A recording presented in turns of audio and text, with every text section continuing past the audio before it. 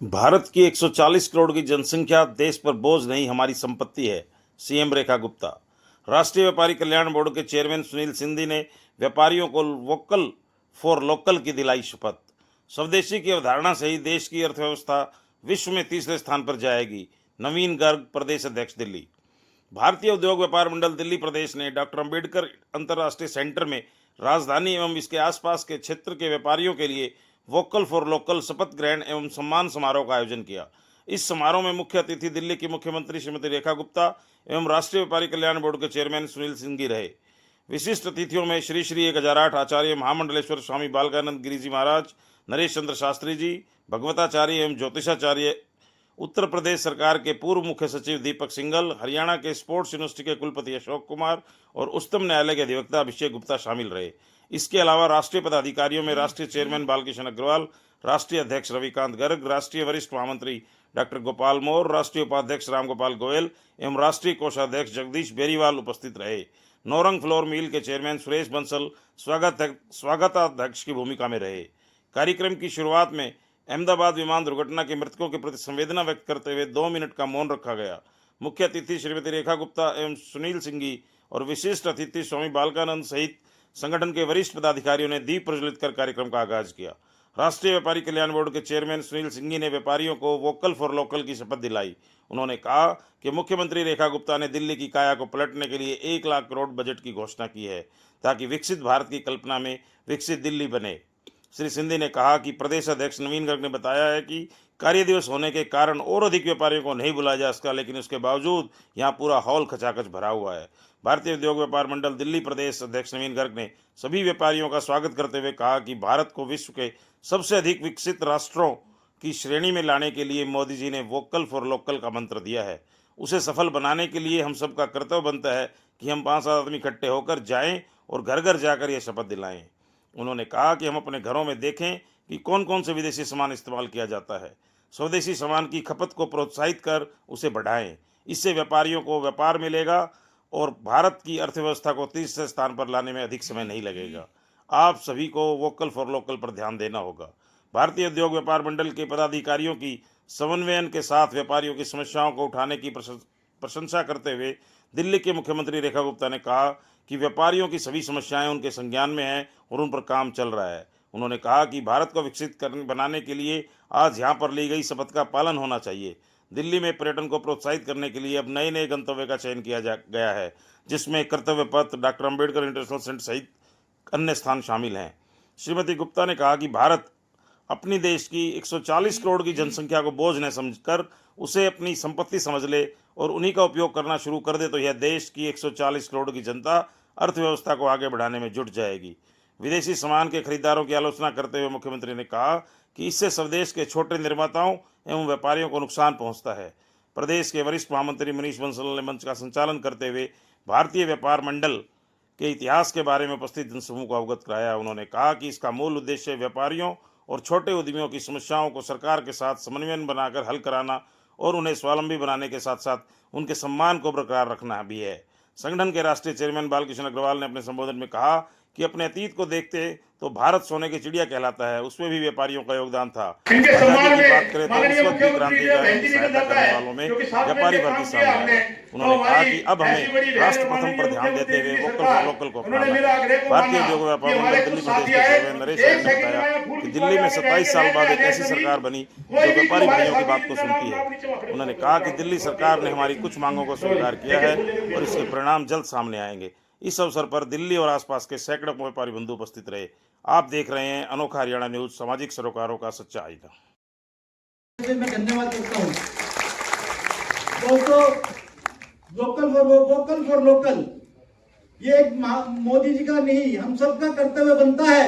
सिंघी जी का ही नहीं, हम सबका भी कर्तव्य बनता है कि जहाँ भी हम 5-7-10 आदमी इकट्ठे हो जाएं तो सिंघी जी को मानते हुए वहां और अपना पेपर ले लें और सभी को घर घर जाकर शपथ दिलाएं। हम अपने घरों में देखें कि हम बाहर का सामान, चाइना का सामान क्या यूज करते हैं।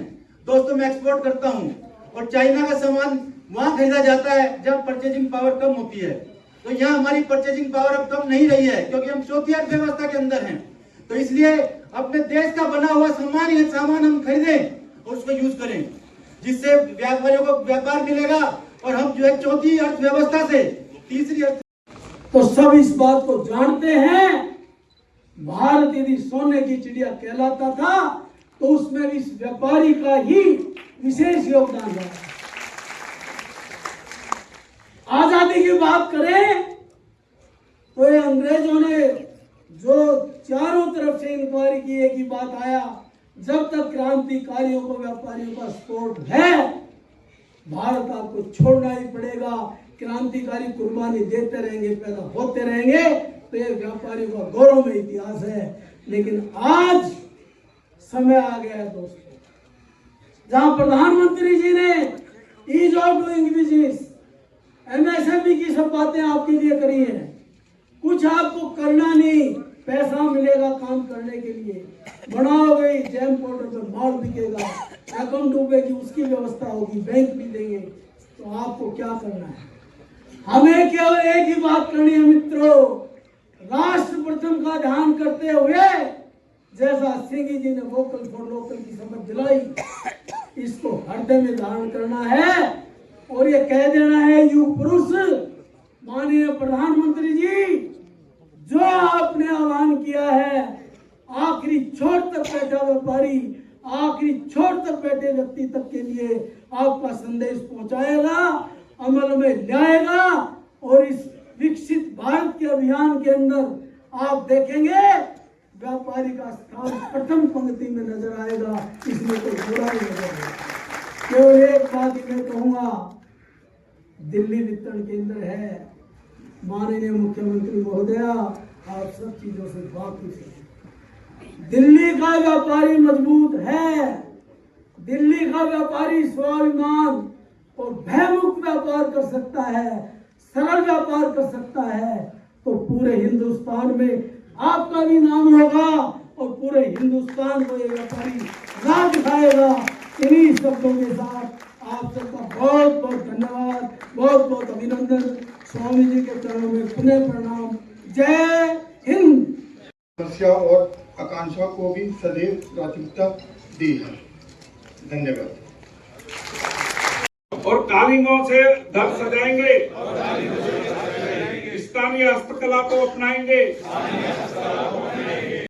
की मुख्य धारा के साथ जुड़ करके चलने का काम जो आपके द्वारा किया जा रहा है, हमारी इस संस्था के द्वारा किया जा रहा है, भारतीय उद्योग व्यापार मंडल द्वारा, और जिस तरीके से लगातार एक संपर्क बना करके, एक टीम बना करके आप लोगों ने दिल्ली में आ रही व्यापार वर्ग को, समस्याओं को उठाने का काम, उन्हें समझने और समझाने का काम आपके द्वारा किया जा रहा है।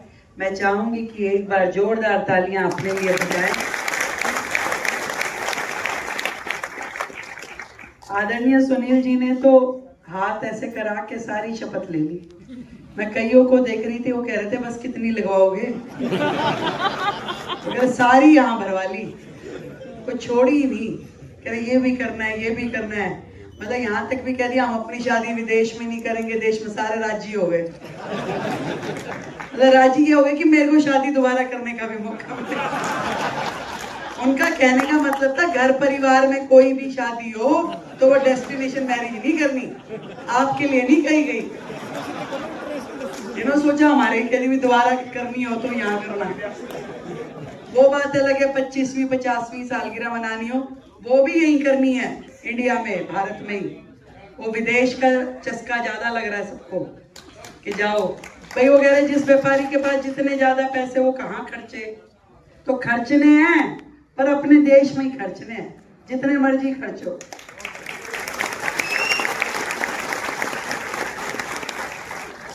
और ये जितनी शपथ ली गई, जितनी बातें की गई, हम अपने देश में बना हुआ सामान इस्तेमाल करें, हम अपने व्यापार को बढ़ाएं, हम अपने कारीगरों को बढ़ाएं, उनके हाथ के किए हुए काम की प्रशंसा करें।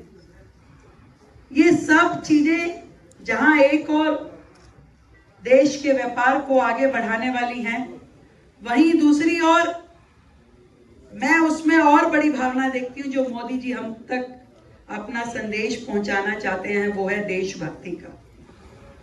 आज वो क्षण याद कीजिए जब हमारे प्रधानमंत्री जी कुर्सी बिछा करके मॉरिशस के बगल वाले सनातन धर्म में 4 वर्ण हैं, वैश्य, ब्राह्मण, क्षत्रिय और शूद्र।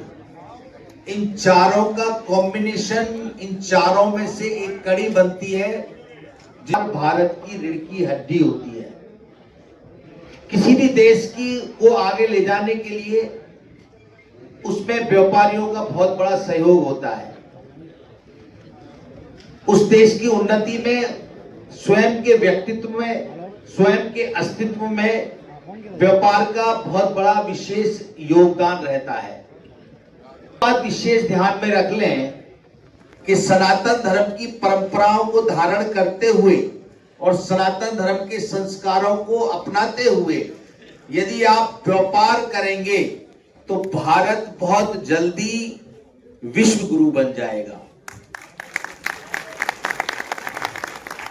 व्यवस्था होती है लक्ष्मी जी की, बिना लक्ष्मी जी के व्यापार आगे नहीं बढ़ सकता। तो लक्ष्मी जी को प्राप्त करने के लिए हमारे वेदों की ऋचाओं ने, ब्रह्म सूत्र ने, हमारे शंकराचार्य जी ने आप लोगों के लिए लिखा है कनक धारा स्तोत्र। जैसे माननीय मुख्यमंत्री जी ने कहा देश की अपनी चीज अपनाएं, ब्रांडेड चीज ना अपनाएं। तो पूरे विश्व में अगर देखें तो सोने का कोई ब्रांड नहीं है, सोना किसी देश का ब्रांड नहीं है, सोना सबका एक ही है। तो स्वर्ण को आप जितना केंद्रित करेंगे उतना आपकी और आपके देश की उन्नति होगी।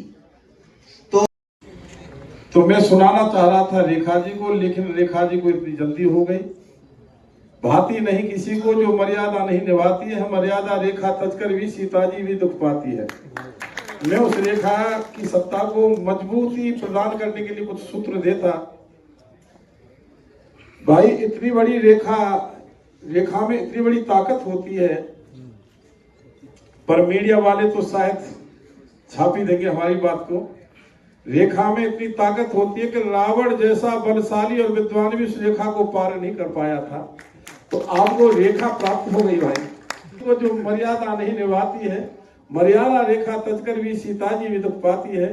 अरे मर्यादा अनुसार चलो, जैसे समांतर रेखा है और साथ साथ रहती है पर कभी नहीं टकराती है। आप जितने बैठे हैं सारे के सारे व्यापारी बैठे हैं और व्यापारियों के साथ में वो रेखा आपसे कंधा से कंधा मिला करके सत्ता को साथ लेकर के चलेगी। और वह रेखा जब मजबूत हो जाएगी, मैं सीएम रेखा जी की बात नहीं कर रहा हूँ,